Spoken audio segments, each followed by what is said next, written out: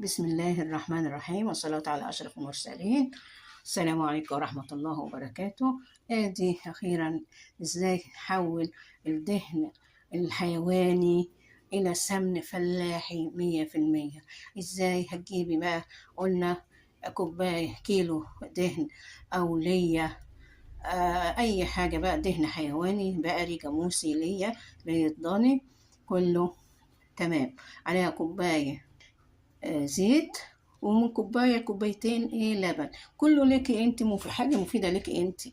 وكمان حتة قشطة باللي انت بتاخديها وتكوميها ديت، من اللبن، او حتة زبدة او سمنة فلاحي، يعني كل ده علشان يديكي طعم وريحة جميلة. والله العظيم ابني جه من بره قال: الله، ايه الريحة يا ماما؟ انت مسيحة سمنة؟